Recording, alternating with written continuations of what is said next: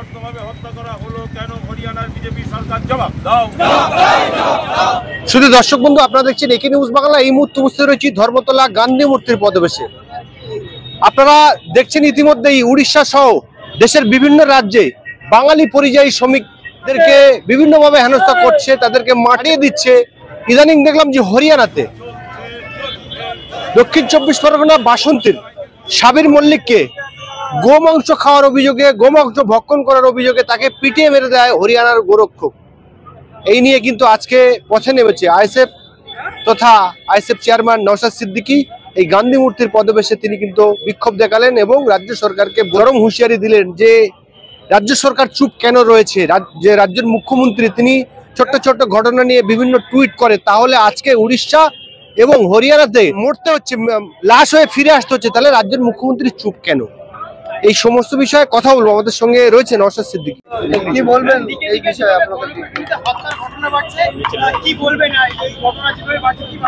দেখুন, এটাকে প্রতিরোধ করার জন্য তো ব্যবস্থা নিতে হবে।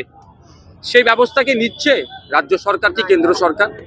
মব লিঞ্চিংয়ের বিরুদ্ধে বারবার বিভিন্ন কোর্টে গিয়ে বিভিন্ন সরকার ধাক্কা খেচ্ছে, তারপরও বকলমে এটাকে প্রমোট করার চেষ্টা করছে ক্ষমতার মসনদে থাকার জন্য। গত মাসের 27 তারিখে হরিয়ানাতে যে ঘটনা ঘটেছে, বাংলার একটা পরিযায়ী শ্রমিক সাবির মল্লিকের সাথে যে অন্যায় হয়েছে, এটা অন্যায় কোনোভাবেই মেনে নেওয়া যায় না। তার পরিবার আজকে ধ্বংসের মুখে।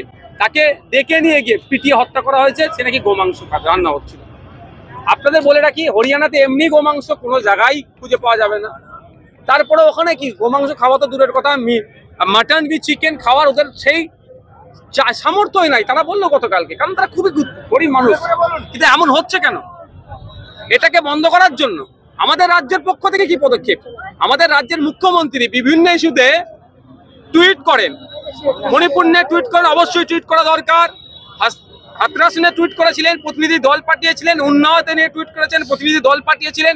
অবশ্যই এগুলো করা দরকার। এখনো পর্যন্ত মুখ্যমন্ত্রী বাংলার পরিযায়ী শ্রমিক সাবির মল্লিককে নিয়ে কোনো কথা রাহ পর্যন্ত কাটলেন না। যেই সাবিরদের ভোটে কিন্তু মুখ্যমন্ত্রী ক্ষমতায় আছে।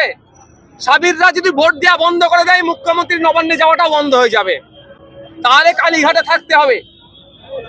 কিন্তু এই সাবিররা যখন রাস্তাঘাটে কুকুর বিড়ালের থেকেও খারাপ অবস্থায় নির্যাতনের শিকার হচ্ছে, সাবিরদের যিনারা রেহবার বলে দাবি করছেন, সাবিরদেরকে যারা বলছেন আমরা বুক পেতে দেবো, তাদের কোনো শব্দ খরচ করতে দেখিনি। আমি ধিক্কার নিন্দা জানাচ্ছি। আমি আশা করবো মুখ্যমন্ত্রী এটাকে কন্ডেম করবে। সাথে সাথে এই জায়গা থেকে বলে যায়, আপনাদের এখনো পর্যন্ত সরকারিভাবে কোনো অনুমোদন দিয়ে ওই অনুদান বা ক্ষতিপূরণ দেওয়া হয়নি। আমি 1 সপ্তাহ টাইম দিয়েছি। রাজ্য সরকার যদি ক্ষতিপূরণের ব্যবস্থা না করে, তাহলে কিন্তু আমরা বৃহত্তর আন্দোলনে নামতে বাধ্য হব। আমরা চাই তার পরিবারকে যে চাকরি দেবে, কি চাকরি দেবে না দেবে, পার্মানেন্ট চাকরি দেবে না ওই ক্যাজুয়াল কন্ট্রাকচুয়াল দেবে, সেটাও ডিসক্লোজ করা দরকার পাবলিক ডোমিনে। আমরা অপেক্ষায় আছি। আমরা আপনার মিডিয়ার মাধ্যমে সরকারের কাছ থেকে জানতে চাই, হরিয়ানা পুলিশের সাথে আমাদের রাজ্যের পুলিশের কি যোগাযোগ এখনো তৈরি হয়েছে? ওই মার্ডারটার প্রোগ্রেস কি আছে? কজনকে অ্যারেস্ট করেছে? কি কি ধারায় অ্যারেস্ট করেছে? এফআইআর কপি কোথায় এবং পোস্টমর্টম রিপোর্ট কোথায়? এগুলো কি আমাদের রাজ্য প্রশাসন কি কালেক্ট করেছে? কোনো কিছু হলেই বিভিন্ন জায়গাতে প্রতিনিধি দল পাঠায় পার্টির পক্ষ থেকে, সে পাঠাবে কি পাঠাবে দেখার দরকার নেই। এক্ষেত্রে হরিয়ানাতে কেন পশ্চিমবাংলা প্রশাসনে একটা টিমকে পাঠালো না, যে কি ঘটনা ঘটেছে তাদের বিরুদ্ধে কঠোর ব্যবস্থা নেবে? কেন এগুলো হলো না? এই নেগলিজেন্সি কেন? কেন এত গাছাড়া মনোভাব? কেন এত এড়িয়ে যাওয়ার চিন্তা ভাবনা হচ্ছে? এই প্রশ্নগুলো থেকে যাচ্ছে। আর একটা কথা বলে রাখি, এখন দেশের লিডার অফ অপোজিশন সম্মানীয় শ্রদ্ধেয় রাহুল গান্ধী মহাশয়, কিন্তু দুর্ভাগ্যের বিষয় 4 তারিখে ভোট শেষ হয়েছে, রেজাল্ট আউট হয়েছে, তারপরে একাধিক জায়গায় মব লিঞ্চিং হয়েছে। কলকাতাতে হয়েছে, হোসেন মন্ডলকে চোর অপবাদে পিটিয়ে মারলো, ইশরাত আলমকে চোর অপবাদে পিটিয়ে মারলো, আবু সিদ্দিক হালদারকে পুলিশ কাস্টডিতে মারলো।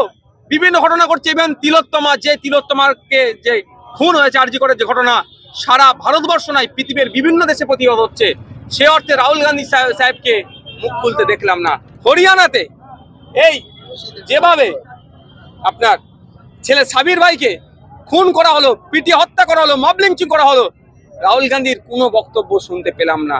আমাদের ভাবাচ্ছে রাহুল গান্ধী সাহেব কি করছেন, কি করতে চাইছেন, আমাদের কিন্তু ভাবাচ্ছে। তাই আমি এখান থেকে দাঁড়িয়ে আমাদের দেশের লিডার অফ অপোজিশনকে বার্তা দিতে চাই, ভোটের আগে আপনি যে পারফরমেন্স করেছিলেন, সবকা সাথ সবকা বিকাশ বিজেপি বললো, আপনি কিন্তু বকলমে সবার পাশে দাঁড়ানোর চেষ্টা করেছিলেন, তাহলে আপনার কাছ থেকে এখন কেন আমাদের এগুলো পাচ্ছি না? আপনি একটা প্রোটেস্ট পর্যন্ত করছেন, একটা টুইট পর্যন্ত করছেন না কেন? আমাদের ভাবাচ্ছে হরিয়ানাতে যেভাবে ইলেকশন আগিয়ে আসছে, বিজেপি সেখানে কলকে পাচ্ছে না, ধর্মের রাজনীতি করে, হিংসার বাতাবরণ তৈরি করে, সাম্প্রদায়িক রাজনীতি করে ক্ষমতায় টিকে থাকার জন্য একের পর এক ঘটনা ঘটাচ্ছে। গত 27 তারিখে সাবির মল্লিককে হত্যা করেছে। আবার আপনি খোঁজ নিয়ে দেখুন, ক্লাস 12-এর ছেলেকে অয়ন মিশ্রা নামে, তাকেও গরু পাচার সন্দেহ, এই সন্দেহতে শুধু ভাবতে পেরেছেন কোন জায়গায় রাজ্য যাচ্ছে, দেশ যাচ্ছে, গরু পাচার সন্দেহে তাকে হত্যা করেছে। এই সমস্ত ধরনের যে ঘটনা অন্যায় হচ্ছে, ধিক্কার নিন্দা জানাচ্ছি। আজকের আমাদের অবস্থান বিক্ষোভ থেকে আমরা যেমন সাবির মল্লিকের জন্য আওয়াজ তুলেছি, সাথে সাথে আমরা তিলোত্তমা বোনকে আমাদের ভুলে যায়নি, আমাদের পরিবারের সে একজন সদস্য। তিলোত্তমা পরিবার শুধু নয়, রাজ্যের মানুষ দ্রুত বিচার চাইছে, এখান থেকেও বিচারের দাবি উঠেছে।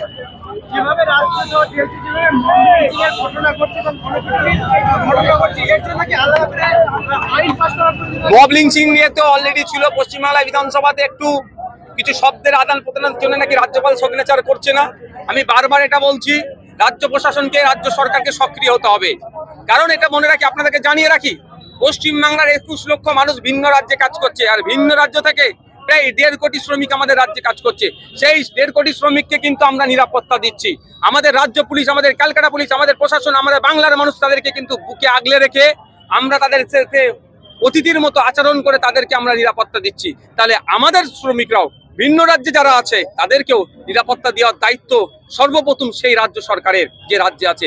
এটা তাদের দায়িত্ব বুঝিয়ে দেওয়ার জন্য সবথেকে বলিষ্ঠ, সবথেকে অগ্রণী ভূমিকা রাখা দরকার মাননীয় মুখ্যমন্ত্রী মমতা ব্যানার্জি মহাশয়ের। কিন্তু দুর্ভাগ্যের বিষয়, অপদার্থ হরিয়ানা সরকার যেভাবে ব্যর্থ হয়েছে, হিংসার রাজনীতি করতে চাইছে, আমাদের রাজ্য সরকারও কিন্তু তারই একই জুতোয় পা দিয়ে এগিয়ে যাওয়ার চেষ্টা করছে।